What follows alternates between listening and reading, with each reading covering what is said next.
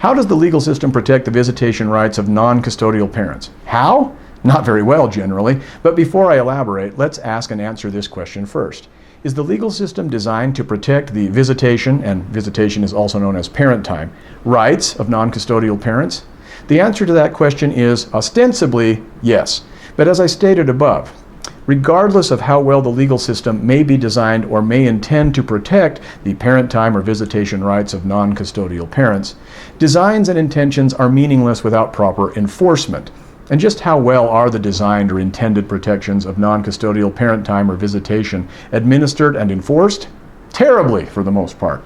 How so? Some jurisdictions make interfering with the non-custodial parent's visitation or parent time a crime. Criminal statutes, however, are of no protection to a non-custodial parent or to that non-custodial parent's relationship with his or her child if the police won't issue citations or make arrests for violating the criminal statute, and if prosecutors won't prosecute violations of the criminal statute. Virtually all jurisdictions have provisions in their law for punishing violations of visitation or parent time orders and decrees of divorce and decrees of child custody and parent time. If, however, you are the wronged non-custodial parent, meaning that the custodial parent has flouted the court's orders and denied or interfered with visitation or parent time, yet the court does not hold the offending parent accountable by holding him or her in contempt of court and sanctioning him or her for the contemptuous act or acts, then the contempt of court is not a deterrent. Many jurisdictions provide for a parent who has been denied court-ordered visitation or parent time to receive what is known as compensatory or make-up time with the children.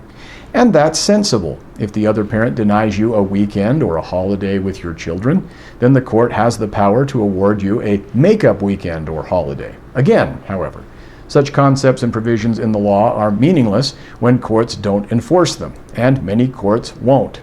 Why won't courts get tough on custodial parents who interfere with and or deny non-custodial parents their visitation and parent time? Two main reasons, in my opinion. One, some courts believe that because it's hard enough on a child to be denied time with one parent, taking time away from the offending parent so that the parent who was denied visitation or parent time originally can spend some time with the child simply solves one problem, denial of time with a parent, by causing another, denial of time with the other parent. Two, some courts just don't care enough to enforce the laws on the books, and the cost of trying to hold these disobedient judges and commissioners accountable is usually far too expensive and far too risky, after all, you don't want to antagonize your commissioner or judge, to make it worthwhile.